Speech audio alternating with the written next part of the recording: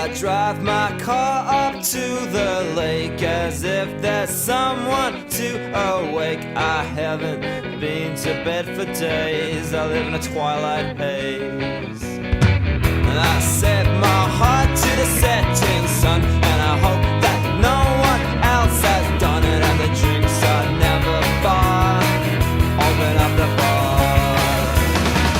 I miss you every single day. I wait until it's not your way. I hate the way I'm straight. Just like real life. Real life. Just happens. Yeah, that's right. Okay, Anisa, welcome to the little podcast that we do here at Pilgrim. And you're on here, obviously, because you are about to launch a book, although it's for sale. And I was kind of going to do things a little bit backwards, and I was going to tell everyone, first of all, that about the book launch. So it's being held at the Curious Dog Bookshop. Yes, yeah. Yep, at the Colombo, and that's a little independently owned bookshop by a couple of women that I met the other day when I bought the book, Kate and Carolyn. Right. And the date is Thursday the 25th, August at 6 p.m. So how does that work when I could buy the book, but you're doing the launch well, later? It just happens. Yeah, true. I've actually done things a little bit backwards as well. It's my first time. Well, it's my second time self-publishing. The first book that I did was Maisie and Dot. Yes. And I published them pretty close to each other. Yeah. And I'm just still learning. I have no idea kind of how this all goes. Yeah. Now I'm learning that what you're supposed to do is send copies to readers to review even before you publish your book, and then you're supposed to have like a big book launch. But I just I went ahead and I published it, got it into different bookshops, and now I'm like, oh, actually, I need to promote do a book launch. Yeah. That's kind of cool. Yeah, I was surprised because look, I've read Surviving Marmite. I haven't read Maisie and Dot. I did have a wee flick through, and I looked at when it was published, and that was October 2021, which I know I was thinking, gee, that wasn't long ago. And I thought, I bet you must have been quite the way through writing this book by that stage. Yeah, so I actually started writing my memoir a long time ago. Ever since we arrived in New Zealand, everybody asks me, where are you from? And why did you come here? And so I knew that it's a really interesting story to write. So I had started writing my memoir a long time ago, and after publishing Maisie and Dot and the great feedback that I received for Maisie and Dot, I felt like, okay, I can do it.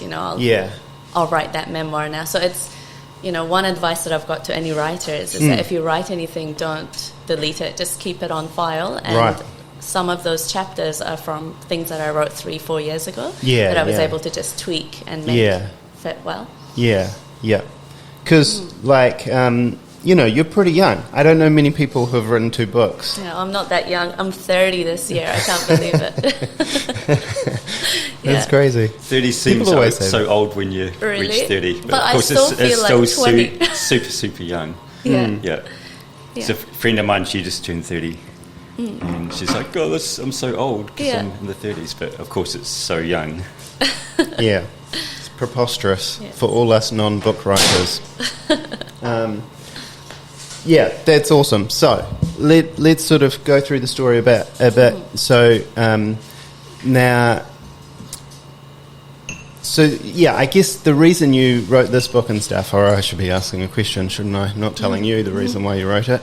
But you were from Iran and you came over in the year 2000, and the culture difference obviously is just enormous between Iran and New Zealand. And so the book sort of documents, all of those differences. It was really enjoyable to read. Only one criticism, I would have loved to have seen a photograph in there. Because when you talk about your family, I think, I start to love your dad and I start to love your mum and your sister and stuff, and I love a book where I can see their face and sort of love them a little bit more. Oh, gosh, don't say that. But my husband throughout the whole thing was like, you need to include photos. Oh, did and I was he? like, No. We can't afford photos because printing is ridiculously expensive. Is it? So, yeah. That's not a real criticism. That's just, I think, all of your writing sufficiently made me kind of, like I say, just kind of love your family a little bit and see that love that you have for them. So I don't want to sort of talk about the book too much because I don't really want to give it away, like any of the stories or anything. But some of the things, obviously, the culture's massive difference. So there's the language, the food, and I don't know. Tell us a little bit about the food in Iran. The food in Iran. Okay. Yeah. Well, there's a lot of great food in Iran. Yeah. And it's just, I guess, the reason why I called it Surviving Marmite is that it's a very different taste to kind of kiwi food and different spices and things. Yeah. So a lot of spices that are used in Iran are like cardamom. So when we make tea, we would infuse our tea or our coffee with cardamom. Yeah. There's a lot of rosewater, saffron.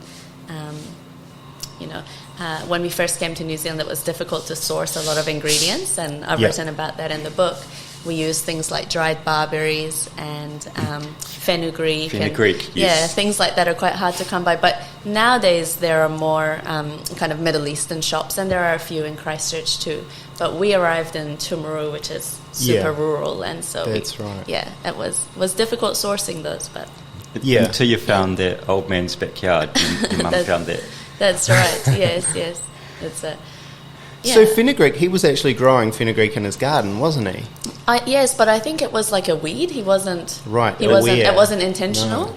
Yeah. and so. I mean, I don't know how much we can talk about that story if you want to. Yeah. Yeah, we can talk about a couple of stories out of the book for sure. Yeah, of course. Yeah, just whatever. Yeah, so basically we were living in Timaru and close to Caroline Bay. We were walking to go to the beach, and suddenly we spotted a house. And my mum was always on the lookout for fresh herbs, because when you get fresh herbs from the supermarket here, you get, that little packet that's like this. And you get like a tiny bunch, I know, right? And it costs $3.50 or something. Yes, yeah, for sure. And we would always look, and there was never any fresh fenugreek. And so my mum was always on the lookout, because sometimes you see, like lemon trees and apple trees and things like that. So you think, oh, well, maybe you'll see some fresh fenugreek. And we walked past this old man's house, and, well, we didn't know it was an old man, but we walked past this house, and there was a big bunch of fenugreek. And my mum went and knocked on the door, and she asked in her broken English if she could take some.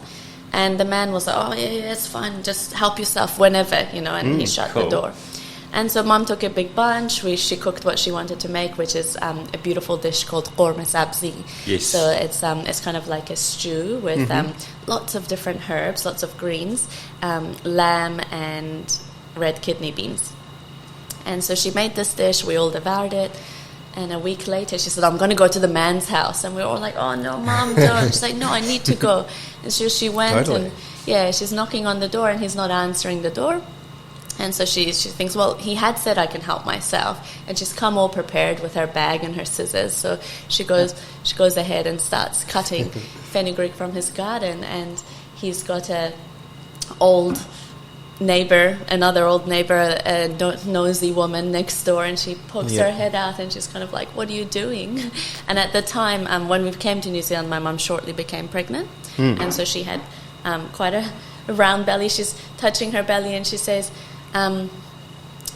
he's my friend, I'm pregnant, I want his seed. She's trying to say, she wants the fenugreek with the seeds so that she can replant them in her garden. But anyway, basically how it came out is as if she was having his baby, and so this lady is horrified. And I remember she had squinty eyes. Yes, yeah.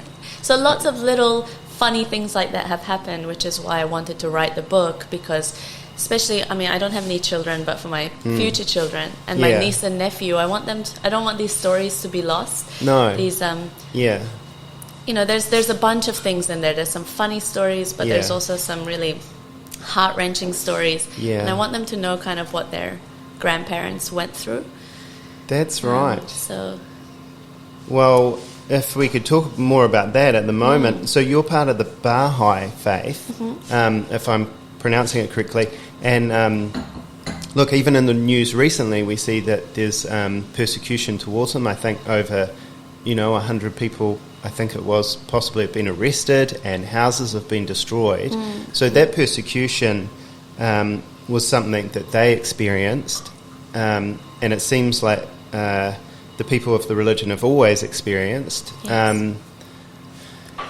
But I mean, I was sort of surprised to see it in the news recently that it had kind of flared up again, and it's full on. We don't realise in little old New Zealand much about persecution, apart from hearing stories like this.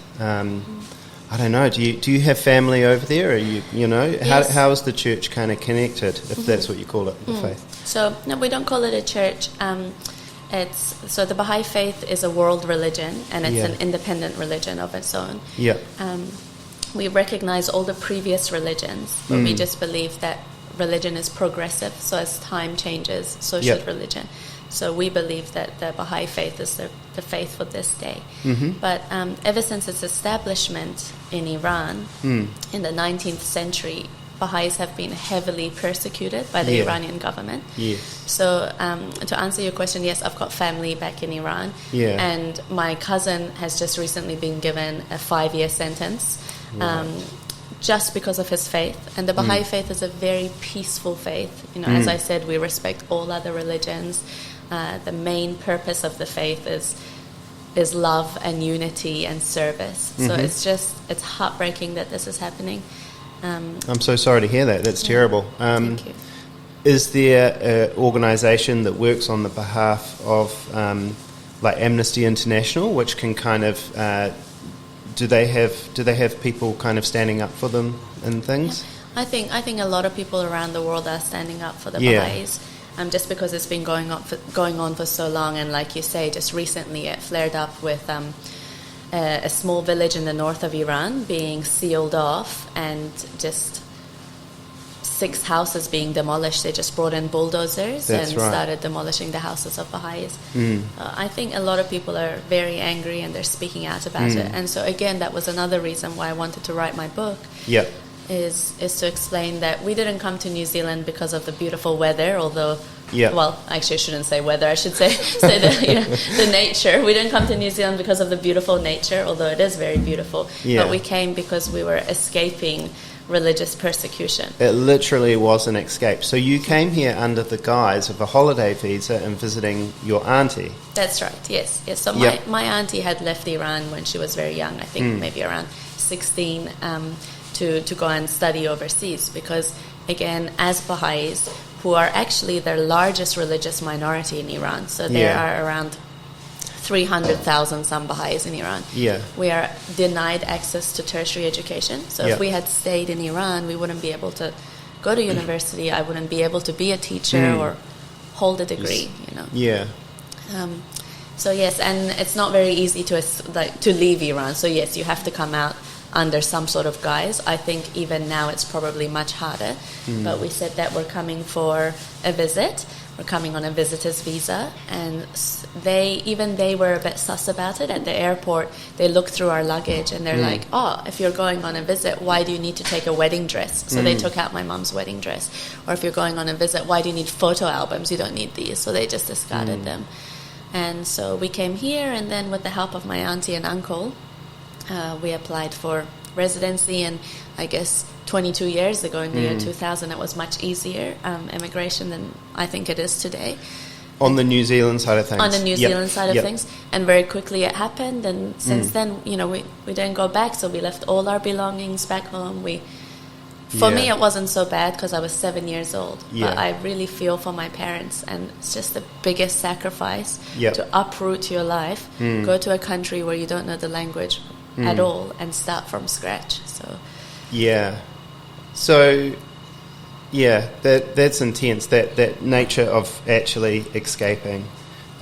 So what about in Iran? Is it easier to leave Iran now, or has that been gradually becoming more difficult as well?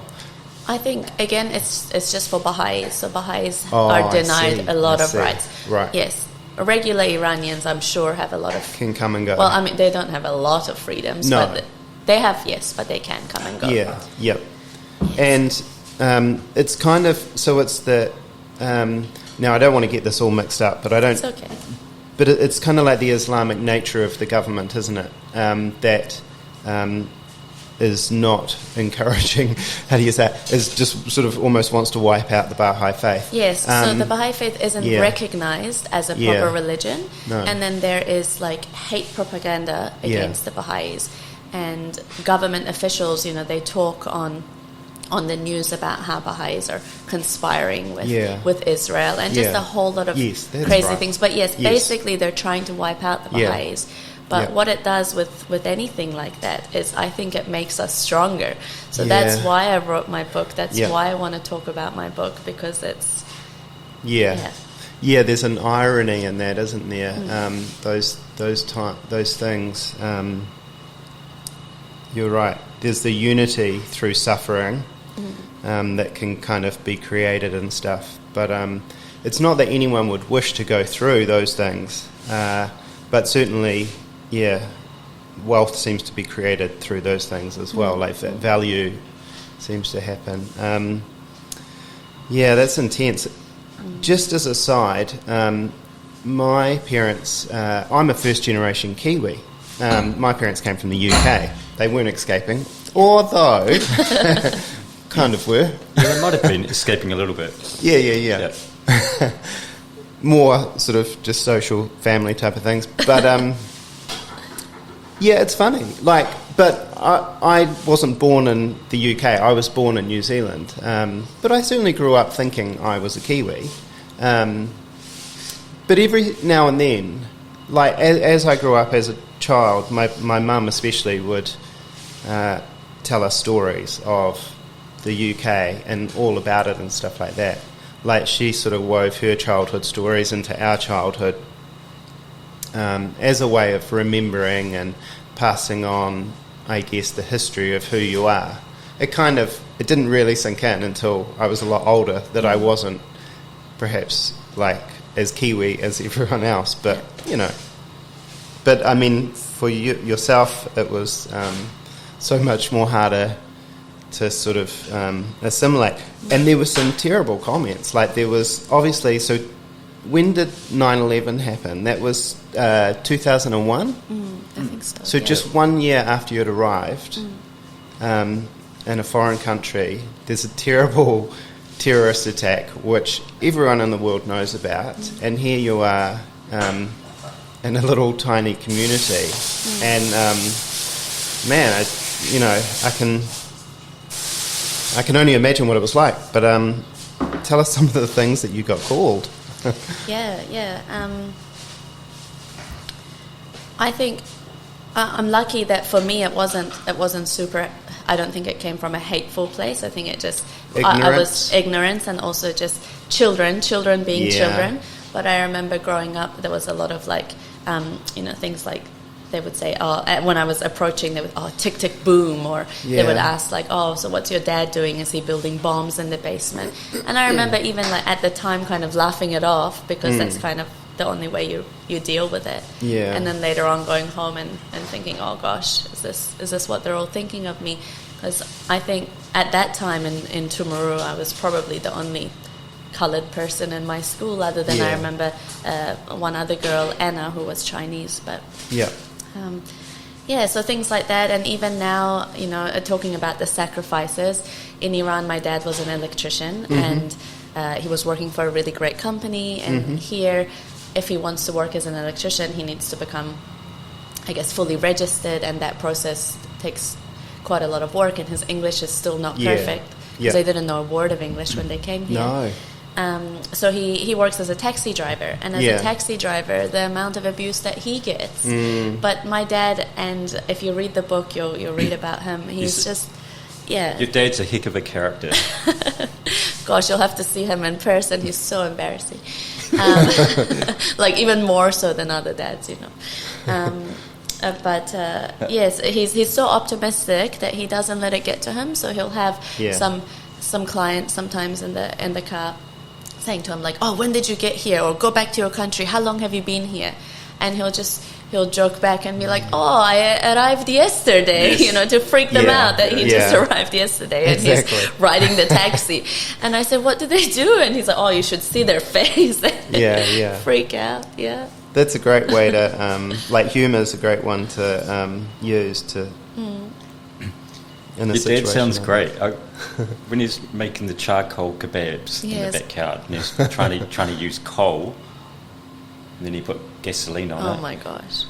He's the worst DIY person ever, really. My mum tries so hard to keep the inside of the house immaculate, and then the backyard is like dad's domain, and it is just a crazy mishmash of things. Yeah.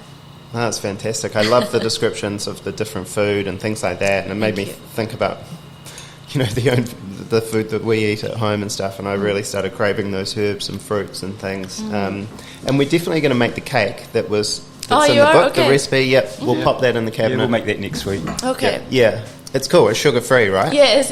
It's refined sugar-free. It's very heavy, like it's moist. Yeah, that's great. But lots and lots of dates inside and bits of We've orange. got a sugar-free banana loaf at the moment with dates. Nice. So but it hasn't got orange and it's not all blended up. Yeah. Yeah, so it would be real fantastic to try it out. Oh, great. Sure. Yeah. I reckon we can do that next week. I will definitely come in for a slice. Yeah, do. My mum so she's got diabetes, so she needs to have refined sugar. Like when she has, sweets, it needs to have only, it needs to be refined sugar free. Yes, and so she makes this cake, and often she'll have it in her purse as well. So you probably wouldn't like her coming to your cafe because she goes to cafes and she brings out her own slice and has it. Well, I mean, she purchases a coffee, but that's kind of what my parents are like. They still do their Iranian things, even 22 years on. Yeah. Like your mum's haggling. Oh, gosh. My goodness. Yes. My mum. She sounds very good at it. She has a phrase that goes, "Possible for you cheaper." And so she asks, anywhere in Iran you can haggle in the markets. But maybe you can haggle in the malls as well. But haggling is a really big part of Iranian culture. But my mum haggles even in the mall here. And in proper shops, we'll go into... what can I say, Country Road or something. She'll go up to a shop assistant, hold up something and be like, "Possible for you cheaper?" Or she will look at it, try to find any fault, anything she can put her finger on to be able to get it. Yes, but I think that's just the thrifty nature of a lot of immigrants, to be honest. But totally. It's so strange coming to a new culture, and it's like, there's no haggling here. It's so weird. Well, she still believes that there's haggling everywhere. She doesn't believe that. Yes, she will continue to haggle despite what happens here. Yeah, if you've got one half haggling, it exists. You could definitely do it at like the Littleton Market or a few markets around the place. You could definitely haggle a wee bit. Yeah, at the Sunday market, the Rixon Racecourse one, she often gets things from there. Yeah. Hey, you mentioned that there are a few sort of little Middle Eastern supermarkets around the place. Would you be able to go in there and haggle, or would that be not? I don't think so. No. Yes. I think they've got their set prices here. I started going to one a wee bit and getting the green sultanas one time. I went mad on the green sultanas on top of my porridge, which was probably completely wrong. But if it tastes good, it's the right thing to do. Yeah, exactly. Yeah. You should get this thing which is called lavashak, and it's a fruit roll up. They will have them at all of the different ones, and it's quite sour compared to fruit roll ups that you would get, I guess, for children or here. And so we have that as a snack, or else like sunflower seeds and pumpkin seeds. Yes. So in Iran, when you're watching a movie, you don't sit there with a lot of popcorn. You'll sit there with your salted sunflower seeds or pumpkin seeds, which you're supposed to crack with the shell. So you get them with the shell, and it's an art. You can just crack it with your teeth and get the seed out and discard the the skin. So then you have, like in Iranian homes, if people are gathered, you'll see piles of sunflower seeds, and they've had a good time. And pistachio nuts as well. Yes, pistachio nuts. Those seeds and pistachio nuts my wife is crazy on, but the sunflower seeds and pumpkin seeds, they don't have the shell on them. And they probably wouldn't have as much flavour, I wouldn't have thought. Yeah, so with the shell on, they're salted. Yeah. So then while you're trying to discard the seed, then you get the taste of that salt. So I think you can get them like that from most of those Middle Eastern stores. Cool. Yeah, I'm going to have to pay them another visit. I haven't read a book in ages, so it was such a delight to read a book. I feel like I haven't been looking after myself, and I used to read a lot, and it was... I just devoured it. Now, going back to... So, Timaru, you grew up and then you left high school. Tell us what you got into. You studied English at Canterbury, was it? Mm-hmm. Yep. I studied a Bachelor of Arts in English Literature and History. And I just happened to come upon what's the word? Like a seminar or introduction on the JET program, which is Japanese exchange teaching. And so I applied for it, and it all worked out. So I went to Japan to teach English as a second language. That's a cool acronym, JET. JET, yeah. Perfect. Yeah, exactly, yes. A jet setter. So yes, I went to Japan and I taught English for almost 2 years in a really rural village. And I've written about that experience in the book too. And I tried to kind of write about, Iranian culture, Kiwi culture, and Japanese culture, and kind of tie them all in and show the unity or the unity and the diversity of that. But I forgot the question. Yeah, no question. Oh yes. But what did I study? Just English literature. Yeah, and then ending up in Japan, and like you say, teaching a language that was a second language for yourself. Yes. Yeah. To Japanese kids and. That's just cool. I don't know what to say about that. Yeah. It's just but that whole cultural thing. Once again, the food was different, the language was different, the people had different customs, and there were different ways of behaving. So, do you think you were kind of prepared a little bit more, sort of to tackle those things again? Absolutely. Like, and honestly, to circle back to just what you said, I felt that I could sympathize with my students so much more because I had gone through it myself. Yeah. So when we first came to New Zealand and we were living with my auntie, she said that we should all speak English so that, in the household, that there was no Farsi. We have to speak English so that we could learn quicker. And I remember being so frustrated and just hating the English language. Totally. Which is so ironic now because I love English literature. So in the same way, when my students in Japan, they struggled or, they struggled to speak, I could sympathize with them, and I knew, what they're going through. Yeah. How did you encourage them when they were going through those tough times? What did you say? Did you crack a joke or? I don't know. I think I was just very patient with them,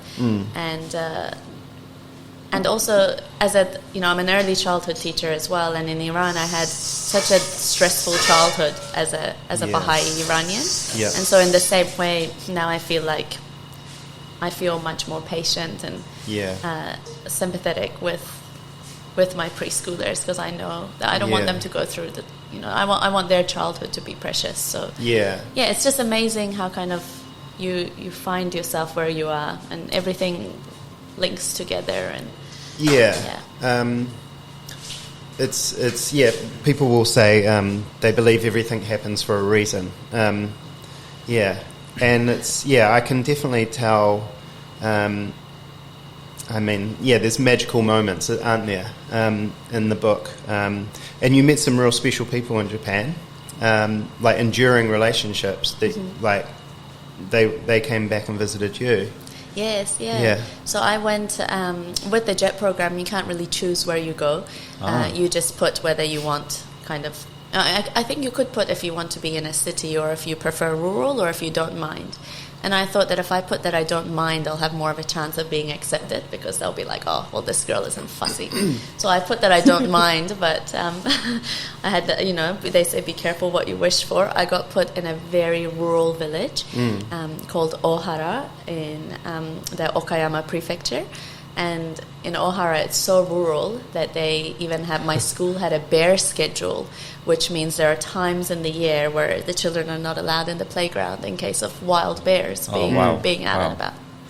So, yes, I ended up in very rural Japan, and again, it's amazing, the people that you meet in places that you'd never think be possible. And my mum, every time, my mum is full of wisdom. She may be a little bit funny, but she is full of wisdom. And she would always, whenever I called her, she'd say, Anisa, who lives upstairs? I lived in an apartment complex. And I found her question so strange, because she never asked who lives beside you, or who lives in front, or who lives downstairs. Just who lives upstairs. And I thought, I don't know, Mom. I don't know who lives upstairs. And now when I ask her, she says that she was just asking because sometimes I had mentioned to her that I hear footsteps. Oh, yeah. And because of that, she kept asking who lives upstairs. And also she was worried that if ever something happened to me, who would look after me, which is why she asked who lives upstairs. And so for a long time, I didn't know who lived upstairs. And one day I arrived home, and there was a little box of chocolates and a note on my doorstep, and it was from my upstairs neighbor, and her name is Yasu. She'd written in kind of broken English, which I assume she'd used like the likes of Google Translate or something to write that. That, hi, I'm your upstairs neighbor. I'm moving back to my family home, which is in the next village soon, because I've been really lonely upstairs. But I just wanted to introduce myself to you, and I thought we could be good friends. And I'm like, God, why now? Yeah, and so I did. I went and met Yasu, and we became such great friends. We had so many adventures in that 1 month that she had left before moving on. And afterwards she came and visited me in New Zealand, and that was a huge culture shock for her, So, it's quite counterintuitive to do that. Like to contact someone just before you're leaving. But it's worked out. Yeah, that's right. But it's very Japanese really to nice. be shy. Yes. To be shy and reserved. And she had, I was fascinated with the, I can't remember what it was called, but where you might decline the offer of something, but it goes back and forth. Yeah, so it's tarof. It's Iranian tarof, and all Iranians know about tarof, and it's basically a dance of just being overly polite. So if you offer me a coffee, even though I really, really want a coffee, it would come across rude if straight away I was like, yes, I'll have one. You know, if you do that in Iranian culture, people will think, oh gosh, he's so like blunt, that's being so rude. So I say, oh no, thank you, I'm fine, David, I don't need anything. And you'd say, oh no, please, Anisa, I insist. I'm like, oh no, I don't want to trouble you, David, it's all good. And so we would do this several times, and each party expects that. So I know that you will offer again, and you know that I am tarofing. So it's like a verb. So we continue until finally I say that I would like it. I'd not heard of that. Is there an equivalent in Japan of that? Like, I feel like when you were contacted. Oh, there's someone delivering some vegetables. Wonderful. Thank you. Thank you. That's what happens with our podcast. People just come in and do deliveries. And I should mention, the people are cleaning the windows, so there's probably a bit of a background hum. Some things we can't control. So we were talking about tarof and a Japanese equivalent. Because they bow as a sign of respect and stuff. Did you notice anything that was kind of... I don't know similarity? I don't know not quite the same. Yeah, I don't know. Yeah, not quite the same, but just interesting that all cultures have their own little things. Exactly. Yeah. But yes, in Japan there's bowing, definitely, and the deeper you bow, like there's a different bow for each occasion. So like, say if you're just seeing a friend, then you might just bow with a little nod. But then if it's a formal occasion, then you're really bending your back. Yeah. It's amazing how those things develop over time, and they, it's just amazing. Because the tarof, for instance, you know, how did that start? Oh gosh. It's just, I guess that's just culture. It's all layering on top of each other and slowly. And Iranians are very, very hospitable people. Yeah. So even though, unfortunately, the Iranian government is not hospitable. It's not very hospitable, and creating all these issues for Bahá'ís and also other Iranians. Yeah. Iranian people are just the most hospitable people in the world, and they love guests, and you know that. Yes, they love to feed others, and they love to invite others into their home. So I think it's just a respect thing. It's being overly polite. So you don't want to come across rude and just straight away take the thing that's being offered to you. Yeah. You want to. Yeah, there's a beauty and a respect going back and forth. Yeah, it's quite lovely. Yeah. It is. It's thinking. It's almost thinking more highly of the other person. It's putting them in a position of a sort of you think and care about them more than you do of yourself. I was watching Indigo Traveller. He's a YouTuber who travels through different countries. He's a Kiwi guy, but he lives in Hungary, and he travelled through Iran. And the people are really beautiful, really lovely, beautiful country. It's really safe travelling through there. You had a really good time. Yes, yeah. So tourism, like you can travel as a Westerner, you can travel to Iran and arrive and leave without too much persecution as such. That's sort of just an internal kind of thing.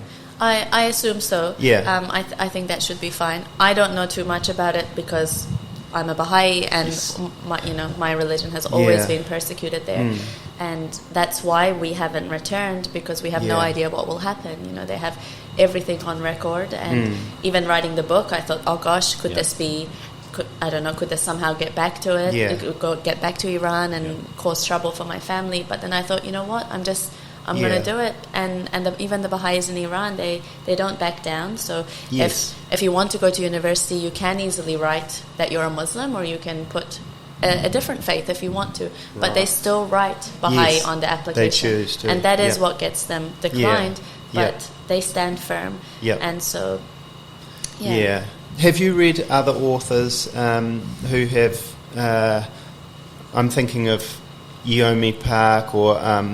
different people that have sort of left oppressive regimes and kind of there's also Wafa Sultan. She left North Korea. I've heard that that book, but I haven't read it. Okay. And there's people from Egypt. I've read a woman from Egypt, and she was a journalist, in fact, and she was in a position where she heard media from other parts of the world, and she realised her government was lying to them, and she sort of slowly made the plans to leave the country.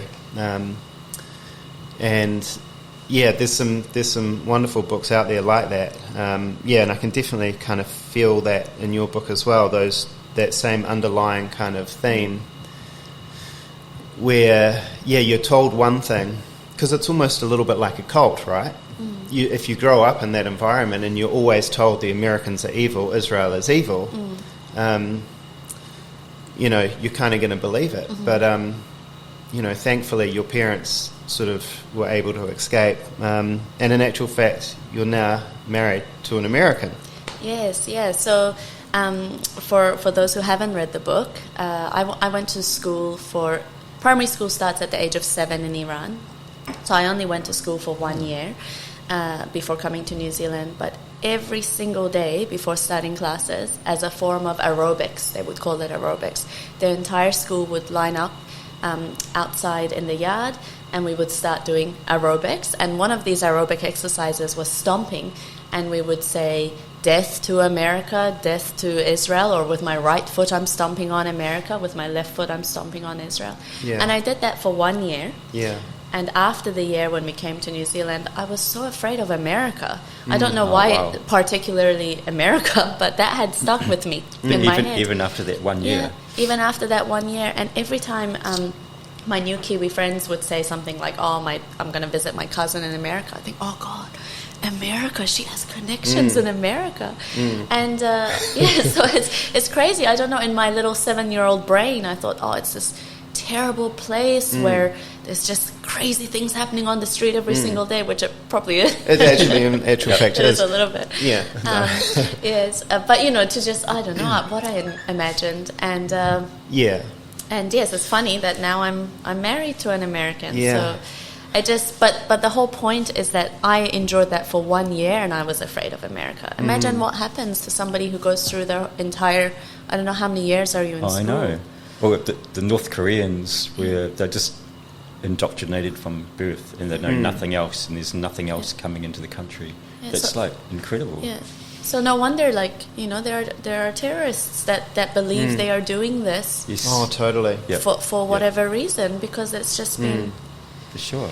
Yeah. So it's a very, yeah. Yeah, I know. It starts off in preschool for some of the children in Gaza and the West Bank and stuff. That intense indoctrination.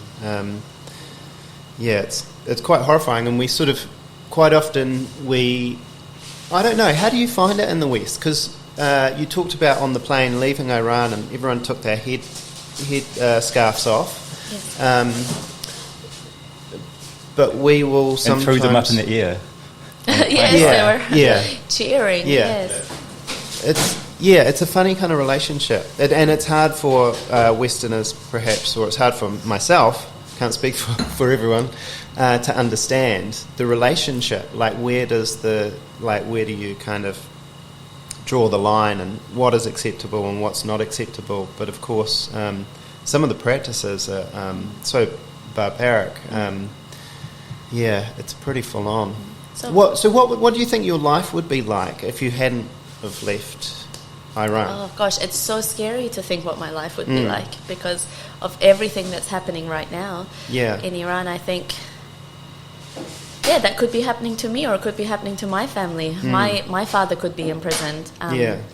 Or there are in Iran there are these people who are called morality police. Just speaking about the headscarves, they've got morality police, which are just basically very, quite super religious women, and they will go around, and if you're showing any hair or you're not wearing your headscarf in the right way, then there are videos of just women being dragged into vans, being beaten.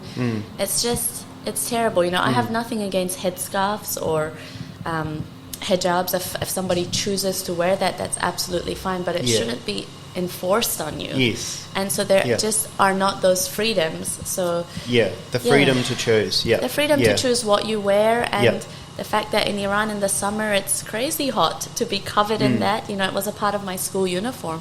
I had to, but also the fear of if you're showing any hair or if you've got any makeup on, that you might be caught by some of these morality police or targeted by them. It's terrifying. No one should have to feel such fear of living everyday life. No, that's right. Oh well, far out. Yeah, it's full on. I love your parents' optimism. Sort of despite coming from a place of where they weren't kind of.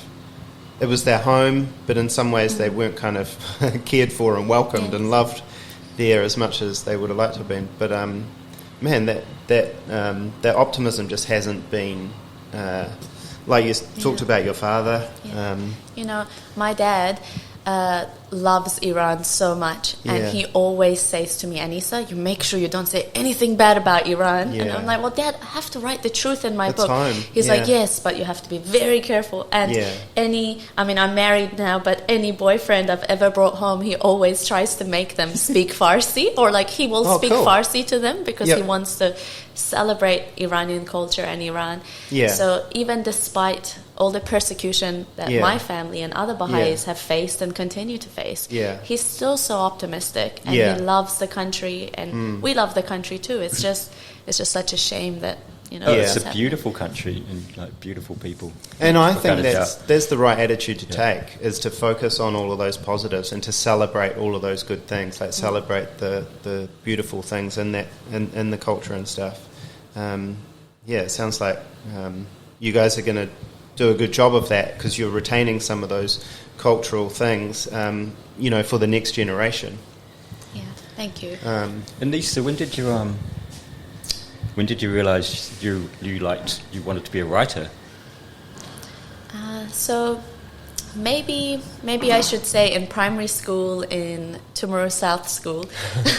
When I first started school, I didn't know any English, so they assigned me an ESOL teacher. And her name is Mrs. Orr. So yes, I read about her. Trying to find Mrs. Orr. So if this gets out to Mrs. Orr, then hello, Mrs. Orr. But so she was my ESOL teacher, and basically all she would do is we would go into her little office and she would read to me. And I loved it. I fell in love with the English language. I fell in love with stories. They transported me because home life was quite stressful at the time.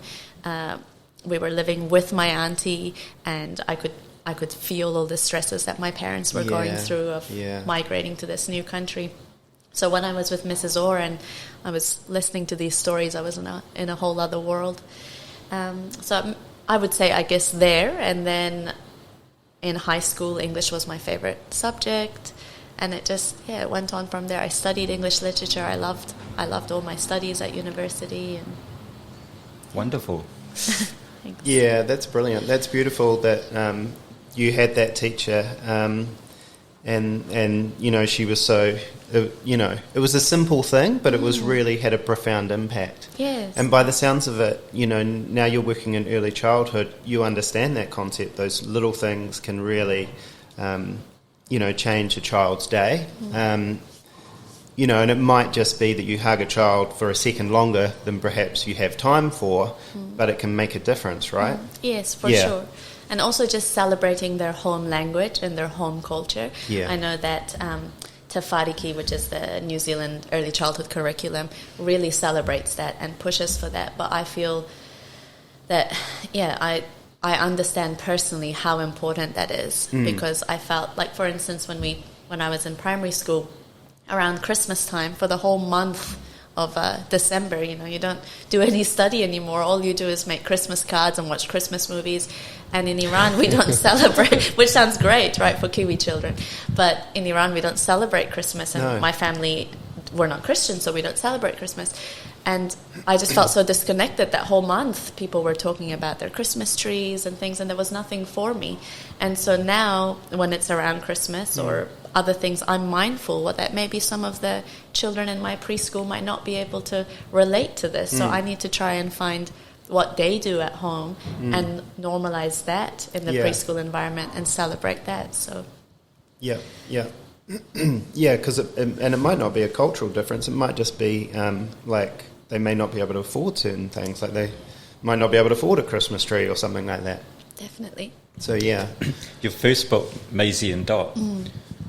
Man, you describe the little rascals, the bunch of characters in that book so well. Oh, thank you so much. Thank you. You must be really good at observing stuff and then remembering it and writing it down. Yes, I do. I do have a very good memory. My husband can't remember what we had for dinner last night, but I can remember exactly what I ate, you know, like on our first date together or when we went to this place or that place. So I think I'm pretty good at observing, but also children are just so unique, and some of them really stand out. And with Maisie and Dot, it's 20 of the children that stood out to me the most. So that's a great word, unique, because all those children, they're like, wow, they're so different. Yeah. Yes. It really came across. Thank you very much. So Maisie and Dot is also available at Curious Dog bookstore, and both my books are available on Amazon as well, so you can. Brilliant. Do you think you will ever make it into an audio book? Oh, that audio, I'm not sure. I don't know what's involved. It depends how... I've got no idea what's involved. How well this podcast will be. I'll watch this afterwards. I'll see what my voice sounds like, and then I'll think about it. No, when I work at home, I'm doing things with my hands and I can't sort of read anything, but I can listen. So I listen to a lot of stuff then. No, it's super exciting. It's so great that you have the passion as a writer to put these stories down and stuff like that. Thank you. And it's just a thoroughly enjoyable read. And I'm looking forward to your next book. Thank you so much. Hey, I'm going to give you our little breakfast menu as well. Oh, wow. Great. Oh, yeah, we'll cook you some breakfast. Oh, wow, lucky me. Yep. Here we are. Thank you very much. Thank you. And also, Anisa, you talked about the publishing process, how talked about, it's a whole bunch of people that come together. It's just not like I just don't write something and then that's that. There's the editor helps out, and there's a whole crew of people that work together. Yes, Could you talk about the publishing process? Yes. So if self-publishing has taught me anything, it's just that there's so many different people in the background. So I wrote the book, but then my editor Sophia, she edited it for me.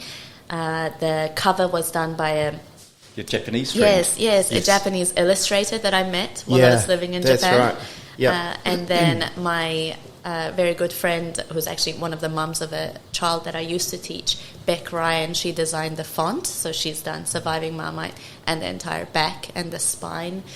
To get the illustrator to do the actual image that I wanted to show kind of the difference between the two cultures, holding the Marmite and the tea, to get that across, because Mitsui, who did the illustration, he can't speak any English, or his English is very limited. That's so right, your friend did the translating. Yes, that's right, my friend Minako, she helped translate. Honestly, my husband got the files all ready to get printed on Amazon. So it just shows that, like, when you see a really great thing, you should never think, that person is a genius. Look at this thing that they've created. There's actually so many other people in the background helping to make that. That puts people off. They think, I could never do it by myself, so they don't start. Oh, absolutely. Even even though I know that, I still will go on Instagram and see, look what this person has achieved, or that person has achieved. Yeah, we all do that. And I compare, but through this process now I realize that actually there's a lot of work goes into it, and a lot of people supporting to make that dream come true. So. Yeah. No, but the important thing is that you're doing it, and you are moving, and other people are happy, and they want it to happen as well. So it's kind of cool. Yeah. Thank you. I don't think there's it just makes everything easier, like business, family life. That's right. Absolutely, yes. So I couldn't have done it without everybody's help. Really.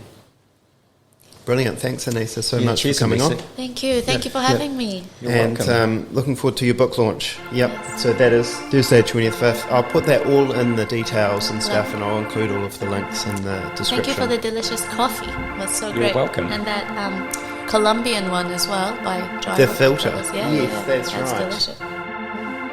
We didn't start talking about black tea. No. Oh, yes, the black tea. I was going to talk about that. Yep. Maybe the next Maybe podcast. next time. Yeah, don't worry. Cool. Thank you. Thank you. Bye-bye.